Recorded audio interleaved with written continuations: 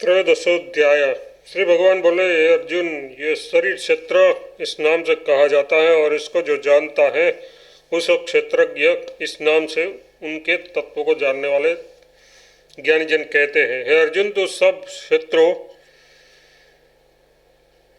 में क्षेत्रज्ञ यथार्थ जीवात्मा भी मुझे ही जान, और क्षेत्रज्ञ को यथार्थ विकार सहित प्रकृति का और पुरुष का जो तत्व से जानना है वह ज्ञान है, ऐसा मेरा मत है। वह क्षेत्र जो और जैसा है तथा जिन विकारों वाला है और जिस कारण से जो हुआ है, तथा वह क्षेत्रज्ञ भी जो और जिस प्रभाव वाला है, वह सब संक्षेप में मुझसे सुन।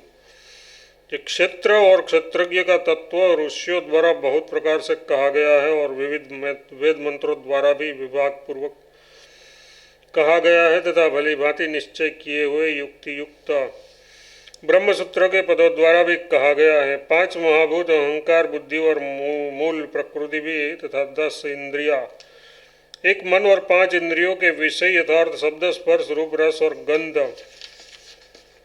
तथा इच्छा, द्वेष, सुख, दुख, स्थूल देह का पिंड, चेतना और धृति, इस प्रकार विकारों के सहित यह क्षेत्र संक्षेप में कहा गया।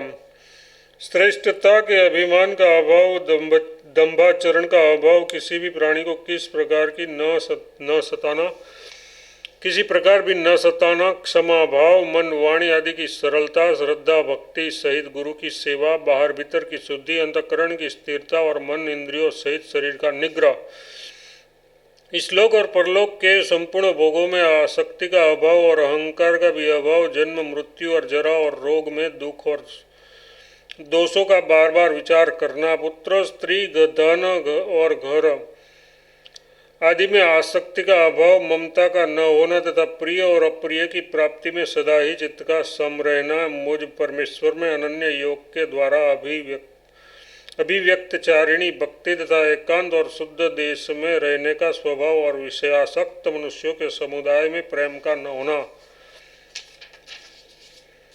आध्यात्म ज्ञान में नित्य स्थित और तत्वज्ञान के अर्थरूप परमात्मा को ही देखना, ये सब ज्ञान है, और जो इससे विपरीत है वह अज्ञान है, ऐसा कहा है। जो जानने योग्य है तथा जिसको जानकर मनुष्य परमानंद को प्राप्त होता है, उसको भलीभांति कहूँगा, वह अनादि वाला परब्रह्म न सत ही कहा जाता है और न असत ही। वह सब और हाथ पैर वाला, सब और नेत्र, सिर और मुख वाला, तथा सब और नाक वाला है, क्योंकि वह संसार में सबको व्याप्त करके स्थित है।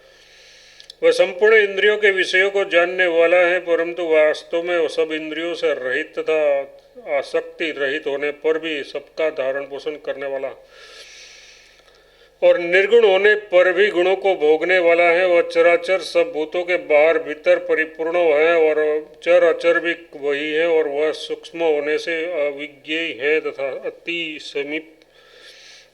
अति समीप में और दूर में भी स्थित वही है।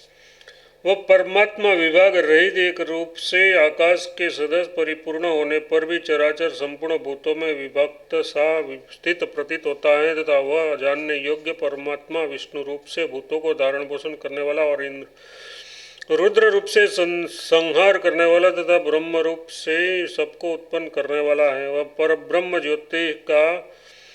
ज्योति का भी ज्योति एवं माया से अनंत परे कहा जाता है। वह परमात्मा बोध स्वरूप जानने के योग्य एवं तत्वज्ञान से प्राप्त करने योग्य है और सबके हृदय में विशेष रूप से स्थित है। इस प्रकार श्रेष्ठ क्षेत्र तथा ज्ञान और जानने योग्य परमात्मा का स्वरूप संक्षेप से कहा गया। मेरा भक्त, इसको तत्व से जानकर मेरे स्वरूप को प्राप्त होता है। प्रकृति और पुरुष, इन दोनों को ही तो अनादि जान, और राग द्वेषादि विकारों को तथा त्रिगुणात्मक संपूर्ण पदार्थों को भी प्रकृति से ही उत्पन्न जान। कार्य और करण को उत्पन्न करने में हेतु प्रकृति कही जाती है, और जीवात्मा सुख दुखों के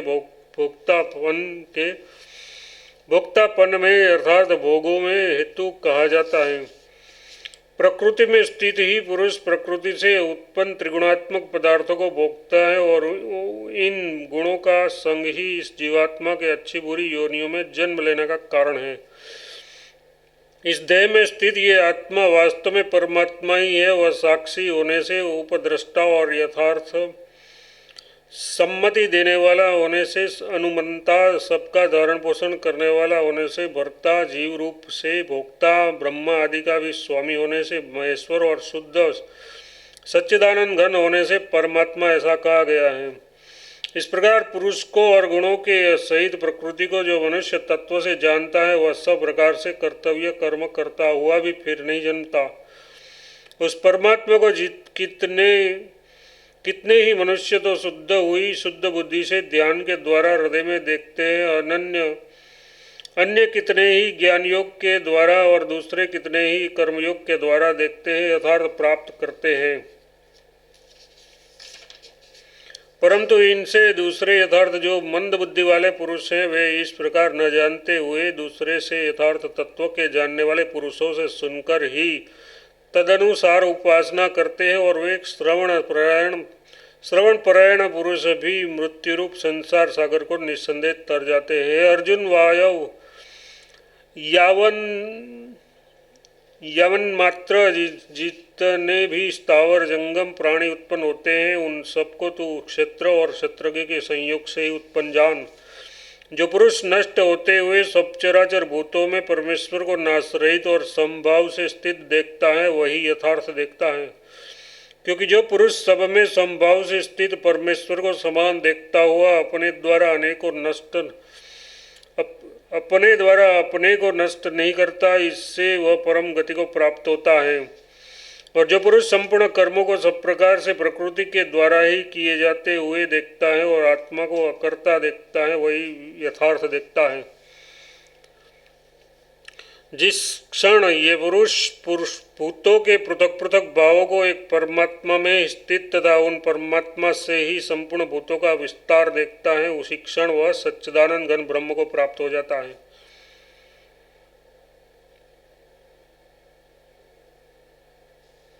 हे अर्जुन, अनादि होने से और निर्गुण होने से वह अविनाशी परमात्मा शरीर में स्थित होने पर भी वास्तव में न तो कुछ करता है और न लिप्त ही होता है। जिस प्रकार सर्वत्र व्यापक आकाश सूक्ष्म होने के कारण लिप्त नहीं होता, वैसे ही देह में सर्वत्र स्थित आत्मा निर्गुण होने के कारण देह के गुणों से लिप्त नहीं होता। हे अर्जुन, जिस प्रकार एक ही सूर्य इस संपूर्ण ब्रह्मांड को प्रकाशित करता है उसी प्रकार एक ही आत्मा संपूर्ण क्षेत्र को प्रकाशित करता है। इस प्रकार क्षेत्र और क्षेत्रज्ञ के भेद को तथा कार्य सहित प्रकृति से मुक्त होने को जो पुरुष ज्ञान नेत्रों द्वारा तत्व से जानता है वह महात्मा जन परम ब्रह्म परमात्मा को प्राप्त होते हैं। इति 13वां अध्याय।